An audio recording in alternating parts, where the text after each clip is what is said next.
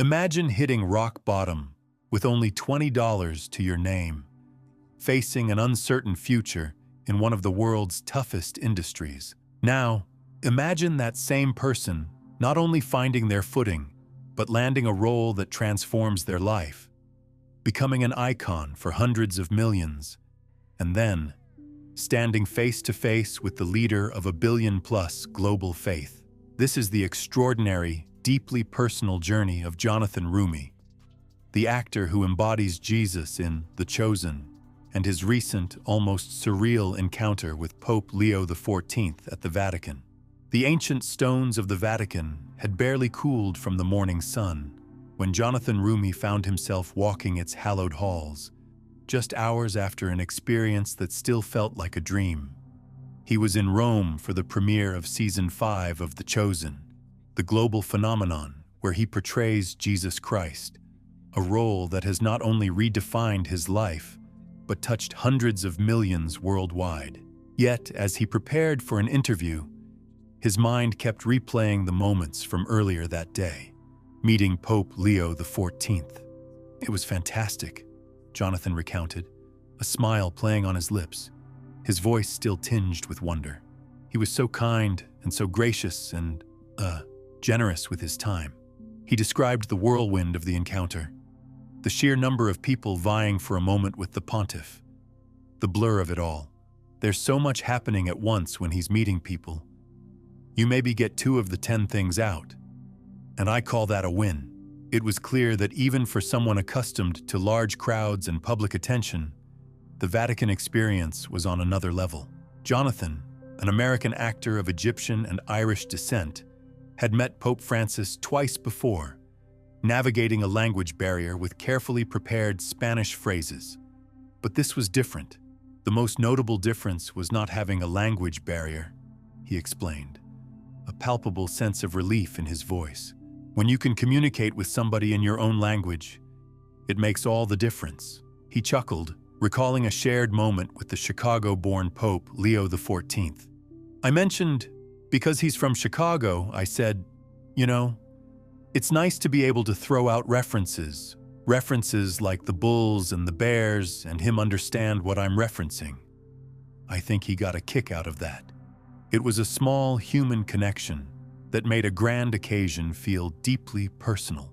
The emotion of the meeting ran deeper than just shared cultural touchstones. Jonathan confessed that the news of an American pope had moved him to tears. I just never thought I would ever live to see the day, he admitted, citing the statistical unlikelihood of an American cardinal becoming pontiff in his lifetime. When it turned out to be him, and there was just a kindness on his face and a charity about him that just moved me. It was overwhelming at first, and just really, really excited. He hadn't expected to meet him so early in his pontificate, making the surprise even more welcome and profound. During their brief exchange, Jonathan managed to convey his humility at being there. And while Pope Leo hadn't yet seen The Chosen, his brother was a fan, giving Jonathan an opening he seized. We brought some DVDs to help remedy that, he told the Holy Father, opting for good old-fashioned physical media rather than delving into the complexities of streaming services or Amazon accounts. The thought of Pope Leo XIV settling down to binge-watch The Chosen later seemed to amuse him. A delightful image of the sacred and the modern converging. Jonathan mused, "The next time you meet him, you're going to have to ask him what he thought of the DVDs since he has them." "No excuse, Holy Father. Do you have a DVD player?" "Yeah, I can give you my Amazon account login if you want, but I mean, just use it for a while." This extraordinary moment, meeting the Pope as a global figure portraying Jesus, stood in stark contrast to where Jonathan had been just 7 years prior. Before The Chosen became a global phenomenon, with over 280 million viewers in 175 countries, Jonathan was a struggling actor in Los Angeles, grappling with the harsh realities of a notoriously competitive industry. "I started in New York," he recalled, detailing his early career path that began with voiceovers, then commercials, and eventually theater. "By the time I did my first couple of plays, I was sunk. I was like, okay, I got to figure out how to do this for a living. That singular pursuit led him to Los Angeles, a city synonymous with acting dreams and shattered hopes. There, he took on a dizzying variety of day jobs: catering, ride-sharing, food delivery, house painting, even teaching. Anything to pay the bills and keep his dream alive. It was the quintessential struggling actor's life. That familiar stereotype of LA where every second person you meet, whether it's the waiter or the Uber driver, they're also an actor, constantly doing auditions on the side. He readily admitted the inherent difficulty of that path. "It's not for everybody," he said, shaking his head slightly.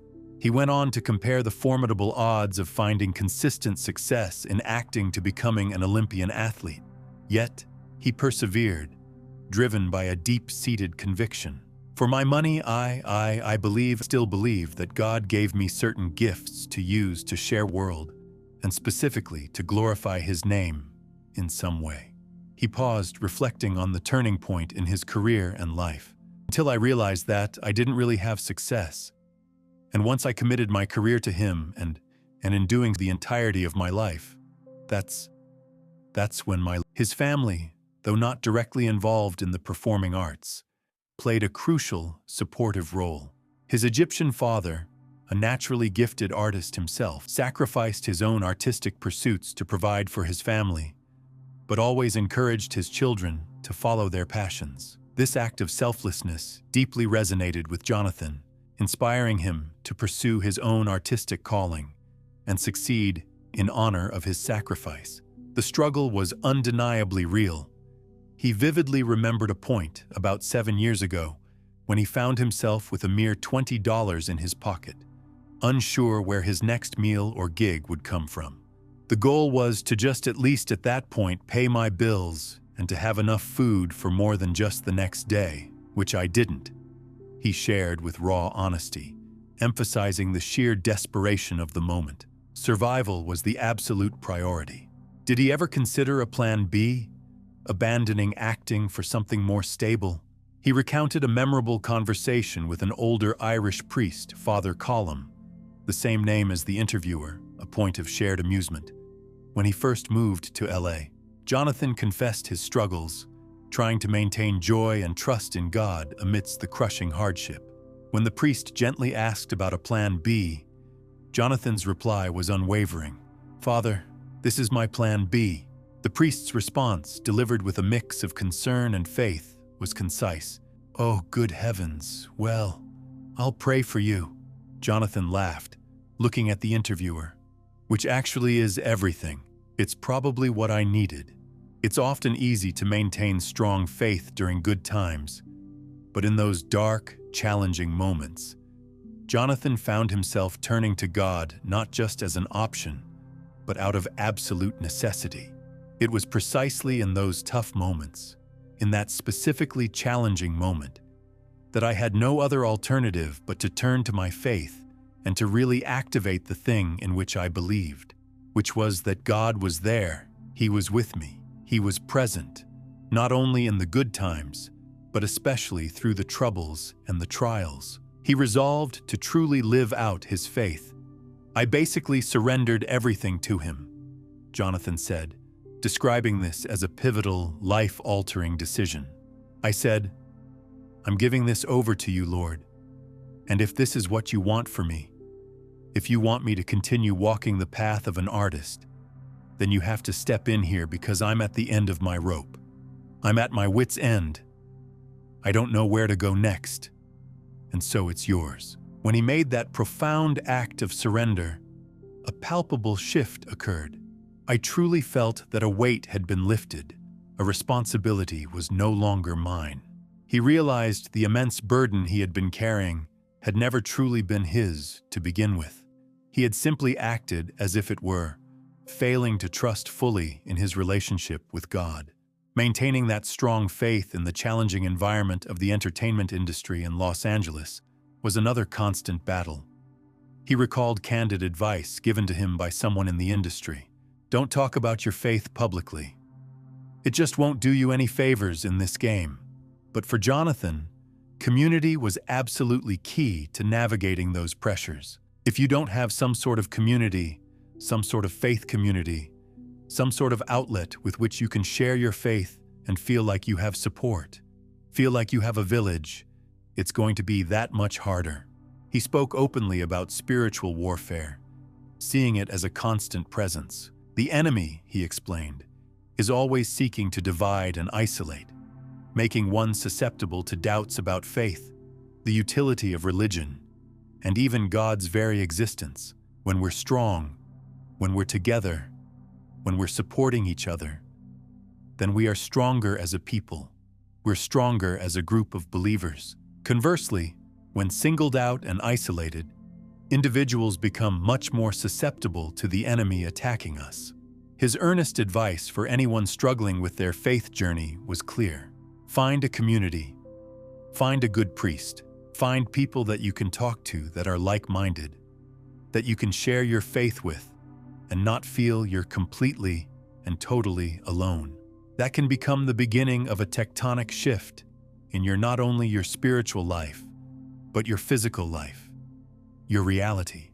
The reality of the life you're living will change through that community in Christ. When Dallas Jenkins, the creator of The Chosen, approached him about a new crowd-funded project, Jonathan didn't hesitate. No, he said firmly, because I had worked with him already, number one. Number two, I needed a job. And perhaps most importantly, he had just committed 3 months earlier to following God's direction, discerning where the Spirit was leading him. Given their existing working relationship and friendship, it was simply a matter of asking, when do we start? The common concern of being typecast, a significant worry for many actors, never bothered him in this instance. If an actor is typecast, he should count his blessings because that means he's working, Jonathan stated, ever practical about the industry's harsh realities. Most people aren't working. That's just the reality of it. So thank God if you're typecast. Do you know what I mean? He wasn't worried about being exclusively identified as Jesus. He acknowledged he likely wouldn't play the role in other projects, but for other biblical roles, or even secular ones, if the script was great, the director compelling, and the story challenging, he'd certainly consider it. I like telling those stories, he added, emphasizing his passion for narrative itself. Good stories, well told. From the moment he first read the scripts for The Chosen, he had a profoundly good feeling. Everything starts with a script, and the scripts were so good that I thought, this is fantastic, and hopefully it'll go somewhere. He knew there were no guarantees in the entertainment world, but even just the 4 initial episodes offered more consecutive television work than he had ever filmed in his career. On set, witnessing the moments they were creating, he felt an undeniable sense of something uniquely special. We kind of knew that what we were doing was uniquely special. It was unlike anything else that had ever been tackled before. So I kind of felt something might happen, but you never can conceive what that's going to look like. Taking on the role of Jesus Christ, a figure revered and followed by billions globally, was a profound and deeply humbling experience. He described the feeling as unworthy, humbling, challenging. He felt constantly challenged by him and the character, always striving to be more like him in order to be able to play him. As a falteringly human person, he admitted that aspiring to such perfection could feel impossible at times. Yet he knew he was there for a reason and committed to giving everything that I have. That internal struggle, feeling inherently unworthy yet chosen for such a monumental task, was ever present. There is this, I'm not really worthy to be doing, to be in the presence of God and face to face with God at some point, or even to be called a follower of His because of what He did for me and who I am as a sinful, broken human being. But despite that, he affirmed his absolute devotion. Of course, I'm going to devote my life to Him, because my life cannot get any better. It cannot exist without Him. I simply cannot exist without God. Because of this, He dedicates his life to the pursuit of his perfection in as best as I can meet that challenge. He acknowledged he'd never going to get there, but his personal goal remained to aspire to sainthood. He playfully added, "Will I get there? Probably not. I mean, I got it in purgatory, at least at the very minimum, but I'll see you there." He spoke of diligently exercising the sacraments, going to confession, receiving the Eucharist, and seeking the intercession of the cloud of witnesses, saints like Padre Pio, Saint John Paul II, and Saint Faustina, who have sustained him.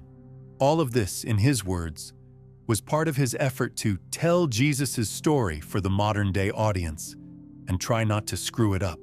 From having $20 in his pocket 7 short years ago to now being a globally recognized figure, unable to walk down the street without security and fans clamoring for photographs and autographs, the transformation in Jonathan's life has been immense. He acknowledged the unique challenge of being perceived as a celebrity while simultaneously portraying a divine figure. He spoke of the blurring of the line that occurs, a poignant observation he once shared. For a lot of people, you are the closest thing to Jesus that they know, apart from reading his words. He recounted a particularly moving and difficult encounter at a stadium event a few years ago. A woman whose son was in a wheelchair and unable to speak sought him out. She shared how her son's favorite episode of The Chosen was the one where the paralytic is lowered through the roof to Jesus. Then, with raw hope in her eyes, she looked at Jonathan and said, "Wouldn't it be great if God did the same thing for my son?" Jonathan was momentarily stunned. Oh, does she do that? He remembered thinking. He humbly explained he didn't have that gift, but sincerely offered to pray with her. After they prayed, and he walked away, he burst into tears. I thought to myself, well, surely on some level she must have been disappointed, he mused. I don't know what she was hoping for or expecting, but from what she said to me, that couldn't have been it. Like maybe she was thinking, maybe there's a chance, you know. Yet, he recognized the profound power of The Chosen, how God is using the show to reach people, to reach people's hearts, to kind of come through the television and bring them closer, to bring them into this intimacy, this friendship with Jesus that they've never really seen depicted before anywhere else. He acknowledged that many people tell him, "You're exactly what I would have pictured if I met Jesus." This perception, though incredibly humbling, undeniably puts the bar much higher for you in your own personal life as well. As a Catholic influencer and someone seen as setting an example, he feels an implied level of accountability as a performer, which may or may not be fair. But he accepted this, seeing it as spiritually beneficial to strive to live up to those standards. He also addressed the often asked question of whether he would only take faith-based roles going forward. Not everything, he stated, explaining that universal themes can be found in all these places. He recently filmed a romantic comedy with Kevin James, a wholesome modern-day film called Solomon's Perjury, with no explicit religious content. He was clean-shaven for the role, a stark departure from his iconic Jesus beard, and expressed curiosity about how audiences would react to seeing him in such a different light. Jonathan also spoke compellingly about spiritual warfare, seeing it as a constant reality in his life, particularly intensified by the success of The Chosen. He experienced it even more acutely during the recent filming of Season 6 in Matera, Italy, which focuses on the crucifixion. It was the hardest thing any of us have ever done probably in our lives as artists, he admitted, the weight of those scenes palpable in his voice. He believes the intensity stemmed from the immense impact the crucifixion scenes are expected to have. I think because of the impact that it's going to have on people.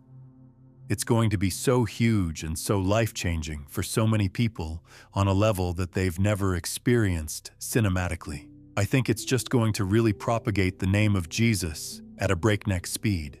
He anticipates it will be extremely hard for people to watch after spending 5.5 seasons getting to know Jesus as a friend, a teacher, a companion, then witnessing his rapid decline in a singular season. It's just going to be devastating. It's going to be powerful. It's going to be incredible.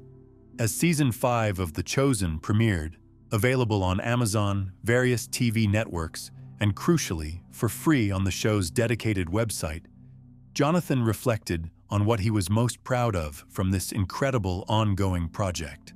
The reach and impact of the show and the reality of what it's doing for people, he said, without hesitation. He spoke of how the reality of how God is using it to encounter people that even previously had no relationship with him whatsoever, but are now curious about one or going to a church for the first time, or buying a Bible for the first time. He even recounted seeing tangible evidence of this transformation within the cast and crew, recalling guest cast members who, after just a few episodes, were inspired to buy a Bible. "I mean, what's better than that, you know?" he asked. A profound question that underscored the true measure of the show's success. As the interview with Colm Flynn concluded, a sense of gratitude filled the air. Jonathan Roumie, the man who brings Jesus to life for millions, was wished well, with a poignant echo of the past. Just as Father Colm had promised to pray for a struggling actor years ago, the sentiment was now reiterated, a powerful testament to the enduring strength of faith and the extraordinary, improbable journey of a man who surrendered everything to God, and in doing so, found his true calling.